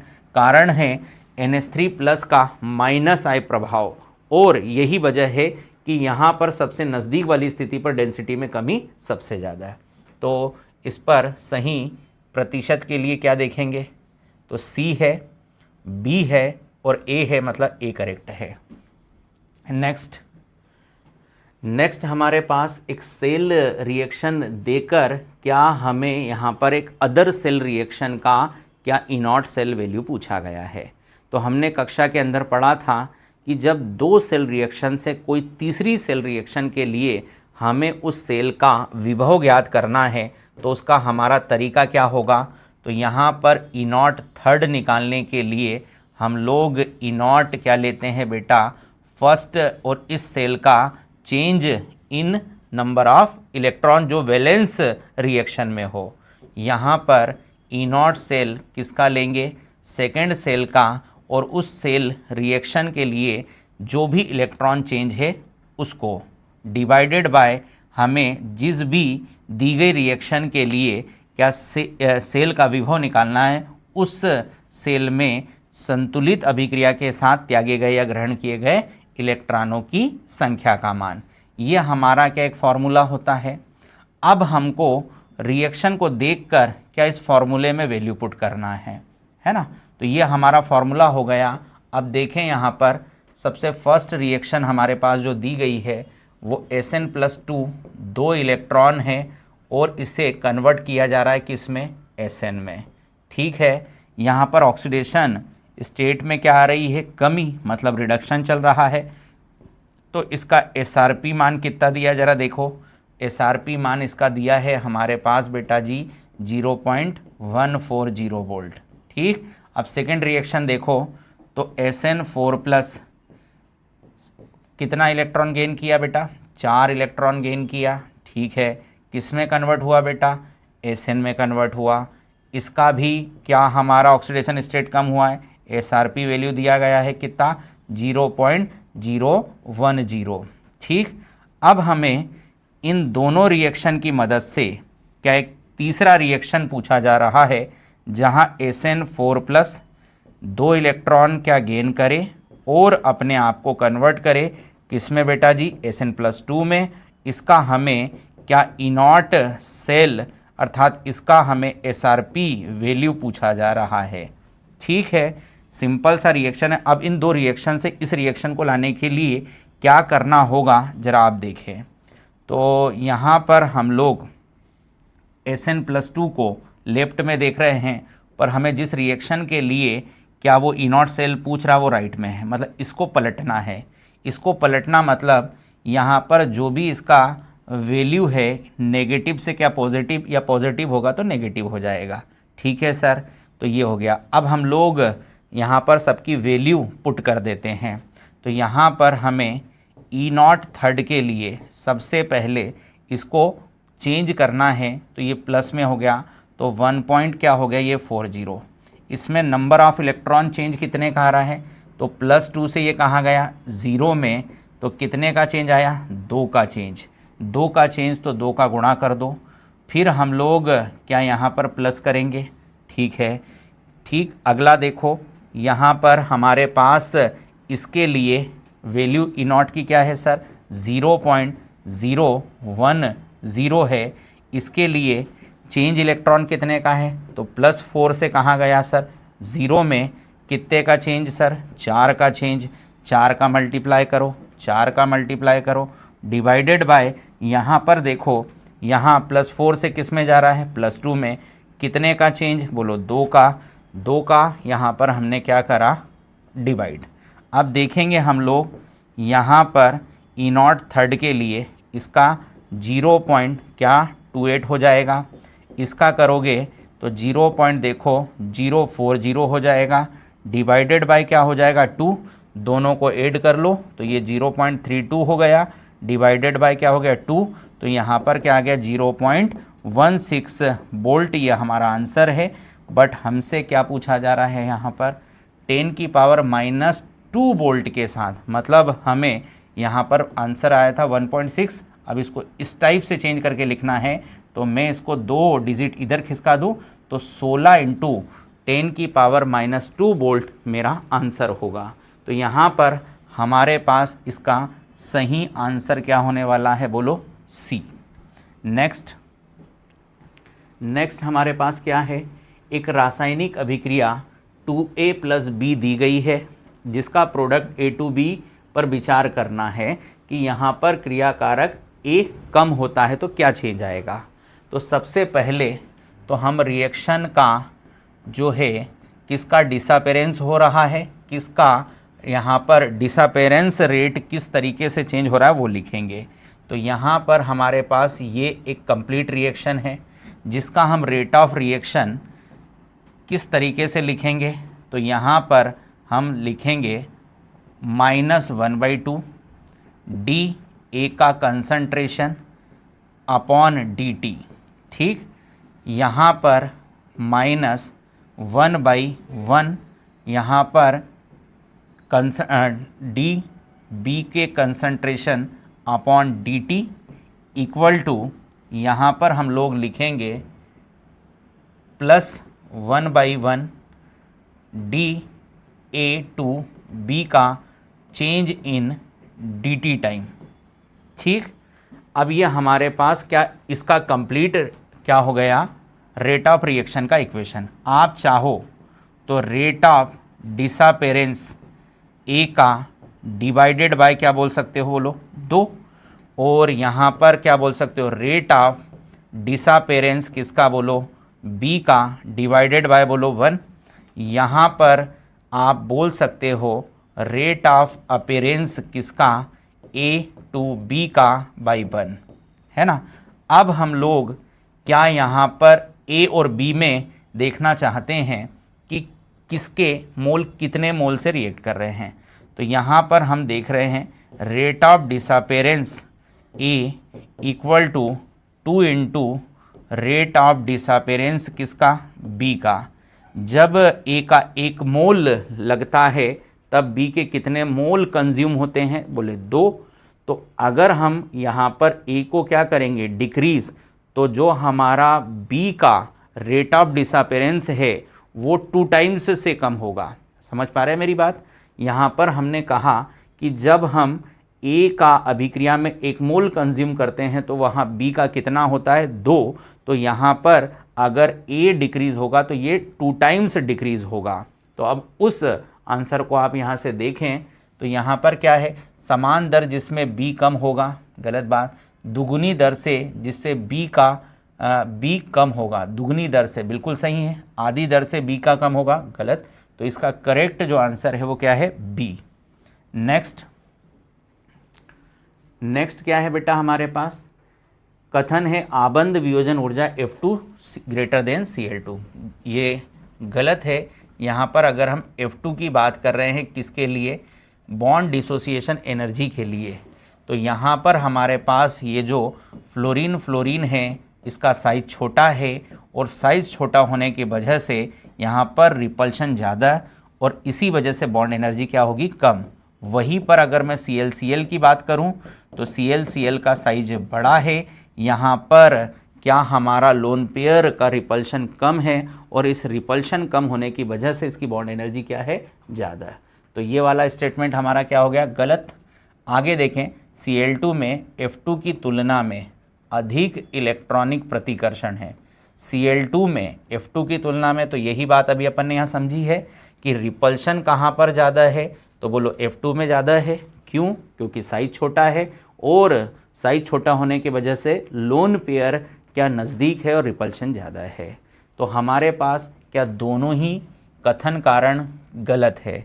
तो इसका सही ऑप्शन चेक करें, जहाँ दोनों ही गलत दिख रहे हैं तो दोनों ही कथन और कारण क्या है, असत्य, मतलब इसका करेक्ट आंसर क्या है, डी।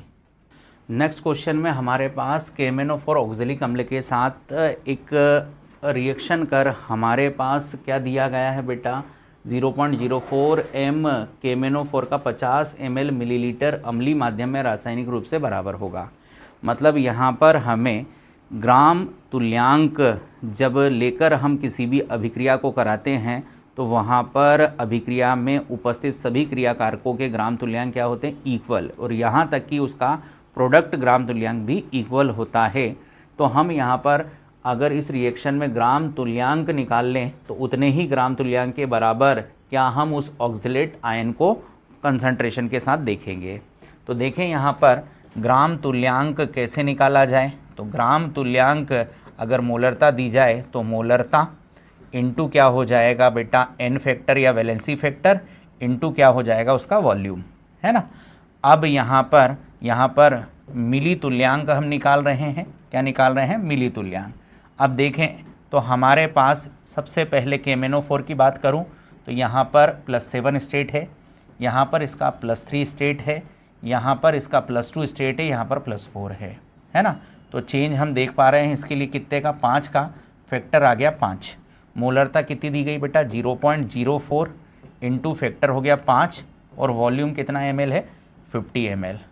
सॉल्व करते हैं, 0.04 इंटू यहाँ कितना हो गया बेटा, 250 हो गया, है ना। जब इसको आगे और सॉल्व करोगे तो यहाँ पर हमारे पास 10 मिली तुल्यांक क्या आने वाला है।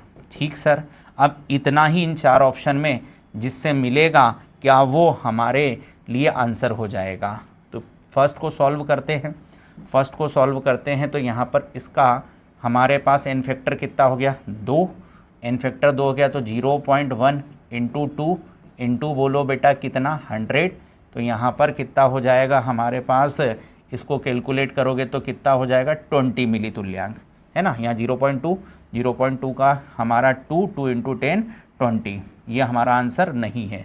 सेकेंड के लिए देखो 0 पॉइंट एन फैक्टर यहाँ भी 2 ही है, 0.2 इंटू 2 इंटू बोलो 50, तो ये हो गया एक बार फिर से 100, और 100 को 0.2 से मैं मल्टीप्लाई करूँगा तो फिर से क्या आ गया 20, ये भी मेरा आंसर नहीं है। नेक्स्ट देखो 0.1, यहाँ पर इसका फैक्टर फिर से 2 है, इंटू बोलो 50, यहाँ पर अगर देखें तो 100 इंटू 0.1 10, क्या 10 हमारा यहाँ पर भी है, और अभिक्रिया में दोनों के ग्राम तुल्यांक क्या होते इक्वल, वो हमारे लिए क्या आयतन कंसंट्रेशन वैल्यू आ चुकी है। यहाँ पर देखें अगला 0.1, फिर से फैक्टर 2 है, यहाँ पर कितना हो रहा है 25, ये हो गया हमारा कितना बेटा 50 को 0.1 से मल्टीप्लाई करूँगा तो 0.5, मतलब मेरा आंसर करेक्ट क्या हो जाएगा सी। किसके मिली तुल्यांक हमारे दिए गए MnO4 माइनस के इक्वल होंगे तो वो ये वाला हमारा कंसंट्रेशन वॉल्यूम होगा। देखें नेक्स्ट क्वेश्चन, अगला क्वेश्चन हमारे पास जो है दिए गए तत्वों को उनकी धात्विक गुणों की बढ़ते हुए क्रम में व्यवस्थित करो। तो भाई हम लोगों ने धात्विक गुणों को क्या पीरियोडिक टेबल में जनरल ट्रेंड के रूप में देखा है, तो वर्ग में हमारे पास धात्विक गुण और आवर्त में किस तरीके से चेंज होता है, तो उसका तरीका क्या देखा कि भाई हमारे पास जितना IP क्या होगा ज़्यादा, वहाँ पर धात्विक गुण उतना कम, धात्विक गुण उतना कम, क्योंकि धात्विक गुण मतलब इलेक्ट्रॉन त्याग करने की प्रवृत्ति, जो जितना आसानी से इलेक्ट्रॉन लूज करेगा वो उतना अधिक धात्विक गुण दर्शाएगा, जो कि IP बढ़ने के साथ कम होती है। और IP कम मतलब वहाँ पर आप आसानी से कम ऊर्जा से इलेक्ट्रॉन त्याग पा रहे हो, मतलब आपका धात्विक गुण ज़्यादा है। तो हमारे वर्ग में ऊपर से नीचे आने पर धात्विक गुण बढ़ेगा, आवर्त में बाएं से दाएं चलने पर धात्विक गुण कम होगा। तो यहाँ लिथियम है, सोडियम है, पोटेशियम है और क्या है बेरिलियम, तो दोनों में क्या इसका ज़्यादा, इन तीनों में क्या इसका ज़्यादा है, तो सबसे ज़्यादा किसका सर पोटेशियम का, देन सोडियम, देन लिथियम, सबसे कम बेरिलियम। तो बेरिलियम से ज़्यादा लिथियम, लिथियम से ज़्यादा सोडियम, सोडियम से ज़्यादा पोटेशियम, मतलब बी ऑप्शन इज़ करेक्ट। देखो अगला क्या दिया है, एसीटोन के साथ CN की अभिक्रिया को दर्शाया गया है, इसमें आपको कौन सा पद सबसे तीव्र गति से हो रहा है वो पहचानना है। तो ये कार्बोनिल यौगिक है, सबसे पहली स्टेप में यहाँ क्या होगा, कोई न्यूक्लियोफाइल आएगा। अब ये न्यूक्लियोफाइल की प्रेजेंस में क्या यहाँ पर पोलर बॉन्ड के अंदर पाई बॉन्ड का क्या डिसोसिएशन होगा, पाई बॉन्ड सेप्टेट होगा, तो क्या इसकी प्रेजेंस में धीरे धीरे ये वाला pi bond more electronegative atom की ओर शिफ्ट होगा। अब शिफ्ट होने के बाद हमारा क्या यहाँ पर CN यहाँ आएगा पॉजिटिव पर, और इसकी अगली स्टेप में जबकि हमारा क्या यहाँ पर एक न्यूक्लियोफाइल तैयार हो जाएगा, जब इसकी थर्ड स्टेप हमारे पास होगी तब यहाँ पर बहुत ईजिली क्या हमारा H+ अटैक होकर जुड़ जाएगा। मतलब कहने का सर यहाँ तो ये बहुत धीमी, ये इसका RDS है, क्या है RDS है, जो बहुत स्लो स्पीड से क्या मिलेगा, बट हमसे पूछा जा रहा है इसका फास्ट रिएक्शन कब होगा, जबकि ऑलरेडी वहाँ पर हमारा इंटरमीडिएट बन चुका होगा जिस पर तुरंत इलेक्ट्रोफाइल क्या अटैक करके जुड़ेगा, वहाँ उसे कोई एक्स्ट्रा वर्क नहीं करना है। मतलब इसका सबसे फास्ट पद कौन सा है, थर्ड। नेक्स्ट हमारे पास है एमो सिद्धांत के आधार पर एक इलेक्ट्रॉन को हटाने से निम्न में से किसका द्विपरमाणविक बंध मजबूत हो जाता है, बॉन्ड ऑर्डर बढ़ जाता है। बॉन्ड ऑर्डर हमारा डायरेक्टली प्रोपोर्शनल होता है बॉन्ड स्ट्रेंथ से और व्युत क्रमानुपाती होता है बॉन्ड लेंथ से। क्लियर। तो अब देखें यहाँ पर NO का 15 इलेक्ट्रॉन, अगर एक इलेक्ट्रॉन निकला तो कितना हो गया 14, तो यहाँ पर बॉन्ड ऑर्डर था 2.5, यहाँ पर बॉन्ड ऑर्डर हो गया 3.0। नेक्स्ट क्वेश्चन हमारे पास जो है एमो सिद्धांत के आधार पर एक इलेक्ट्रॉन हटाने से निम्न में से किस द्विपरमाणविक अणु में बंध मजबूत हो जाता है। तो हमारे पास बॉन्ड ऑर्डर समानुपाती होता है बॉन्ड स्ट्रेंथ। ठीक है, अब हम लोग यहाँ पर NO से क्या NO प्लस में जाना चाहते हैं, एक इलेक्ट्रॉन देना चाहते हैं। NO में कितना इलेक्ट्रॉन बोलो 15, NO प्लस में कितना 14। 15 इलेक्ट्रॉन का ट्रिक से हम निकाले हैं 2.5, यहाँ पर निकाले हैं 3। ये क्या है सर, उसका बॉन्ड ऑर्डर, मतलब यहाँ पर स्ट्रेंथ बढ़ गया क्योंकि बॉन्ड ऑर्डर बढ़ गया। ठीक, तो हमारे पहले ऑप्शन के साथ तो स्ट्रेंथ बढ़ रहा है। सेकेंड ऑप्शन के साथ देखो, N2 का इलेक्ट्रॉन है 14 और बॉन्ड ऑर्डर है 3.0। अब इससे एक इलेक्ट्रॉन निकालूंगा तो ये N2 प्लस हो जाएगा जिसका इलेक्ट्रॉन है 13 और बॉन्ड ऑर्डर है 2.5। बॉन्ड ऑर्डर कम हो रहा है मतलब बॉन्ड स्ट्रेंथ भी कम हो रही है, बॉन्ड स्ट्रेंथ भी क्या हो रही है, कम। थर्ड के लिए देखो, थर्ड के लिए O2 से हम O2 प्लस में आ रहे हैं, O2 प्लस में आ रहे हैं तो यहाँ 16 इलेक्ट्रॉन, यहाँ 15 इलेक्ट्रॉन, यहाँ 2.0, यहाँ 2.5। ये बॉन्ड ऑर्डर है, बॉन्ड ऑर्डर बढ़ा मतलब बॉन्ड स्ट्रेंथ क्या हो जाएगी, बढ़ जाएगी। फोर्थ ऑप्शन के लिए देखें तो यहाँ पर C2 से कहाँ गए, C2 प्लस में, यहाँ पर 12 है, यहाँ पर 11 है, यहाँ पर हमारा 2.0, यहाँ पर 1.5, मतलब फिर से हम कहेंगे कि बॉन्ड ऑर्डर कम तो बॉन्ड स्ट्रेंथ भी क्या हो गई, कम। लास्ट देखो बेटा, हमारे पास क्या है, B2 से कहाँ गए, B2 प्लस, तो ये कितना है 10, ये कितना है 9, तो यहाँ पर हमारे पास बॉन्ड ऑर्डर कितना था 1, यहाँ पर कितना हो जाएगा 0.5, बॉन्ड ऑर्डर कम तो बॉन्ड स्ट्रेंथ क्या हो गई, कम। तो बॉन्ड स्ट्रेंथ क्या दो ही जगह बढ़ रही है, बॉन्ड स्ट्रेंथ दो ही जगह बढ़ रही है, एक तो NO में और एक हमारा O2 में। तो इसका करेक्ट आंसर क्या आ जाएगा, A और C। नेक्स्ट है बेंजीन का H2SO4 में घुली SO3 के साथ अभिक्रिया निम्न मध्यवर्ती देती है। ठीक है, ये हमारा एक इलेक्ट्रोफिलिक सब्स्टिट्यूशन रिएक्शन है जो कि क्या रिवर्सिबल होता है। ये बेंजीन पर हमने कंसंट्रेटेड H2SO4 की रिएक्शन कर क्या इसका सल्फोनीकरण कराया, इसका इलेक्ट्रोफाइल क्या होता है SO3।